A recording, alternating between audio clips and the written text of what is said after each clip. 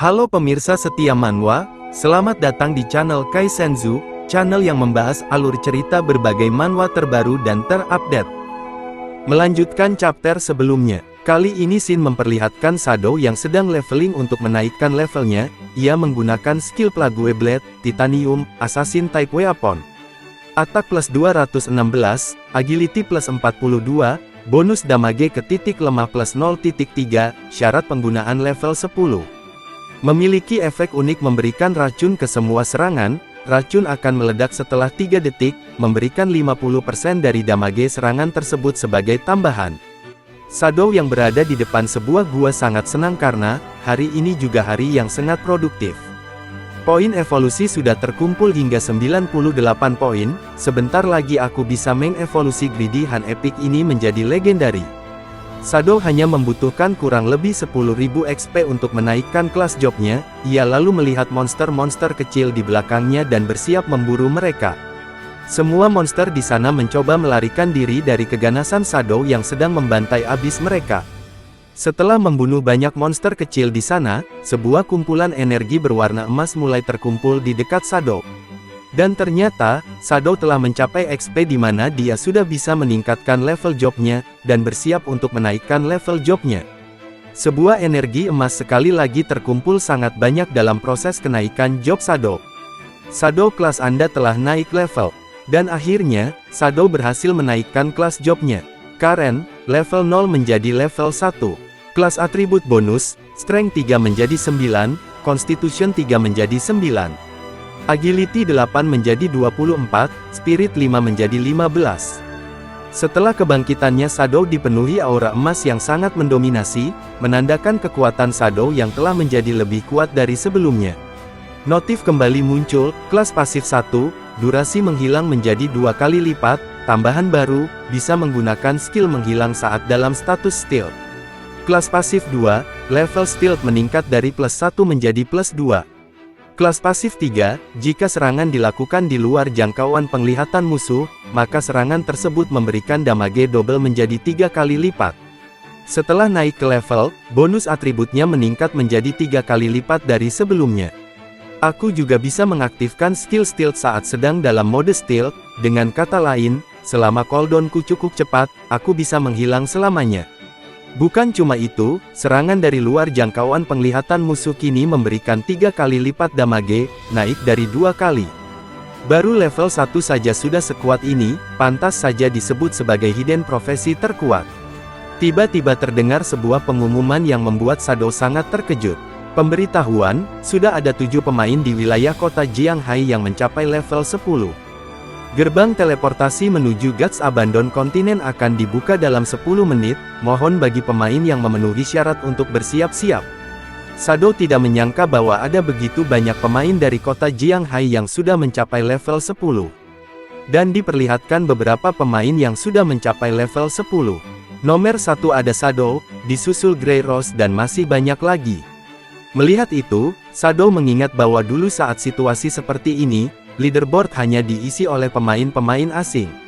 Shadow menilai hal ini karena efek dari equipment dan skill book yang dirinya jual. Mungkin tatanan dunia di kehidupan sebelumnya akan berubah, aku benar-benar menantikannya. Shin lalu berpindah ke dunia nyata, di mana petugas kepolisian kota berhasil menangkap orang-orang dari perusahaan Dajiang karena mereka melakukan perbuatan yang dilarang. Lapor, semua anggota utama kriminal perusahaan Dajiang sudah ditangkap. 3 anggota utama lainnya masih berada dalam game God Forsaken, tubuh mereka dalam kondisi tak berwujud, tidak bisa ditangkap, mohon petunjuk Pak. Ketua tersebut lalu menyuruh mereka untuk menghubungi An Yu agar menemukan cara memaksa mereka keluar dari dalam game. Cara ini bagus, meskipun para pelaku bersembunyi di safe town dalam game dan tidak bisa diserang, tubuh mereka deka dunia nyata tetap akan merasa lapar.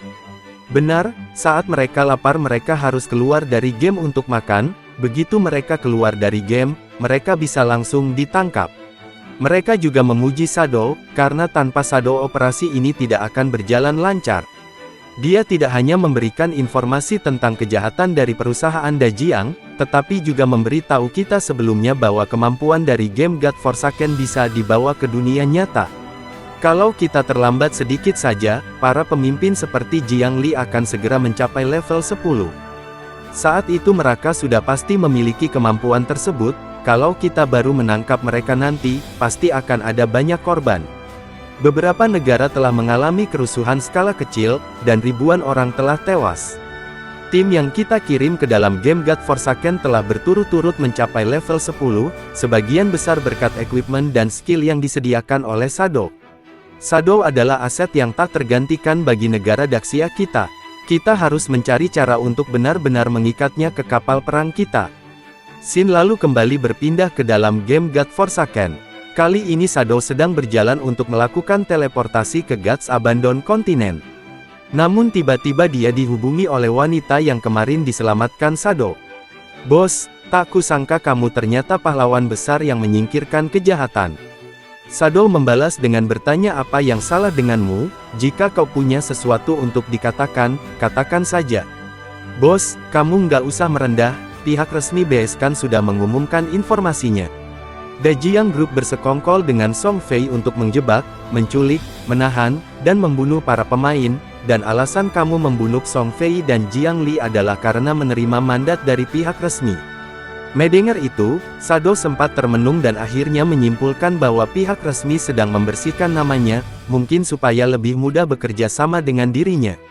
Shadow lalu bertanya apakah dia sudah menemukan posisi Dongfang di dunia nyata.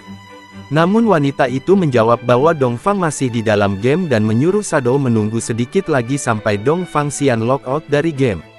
Shadow lalu bersiap untuk menggunakan teleportasi benua untuk menuju God's Abandoned Continent.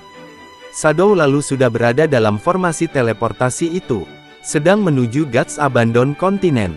Sebelum berangkat Shadow menjelaskan bahwa desa ini hanyalah desa kecil.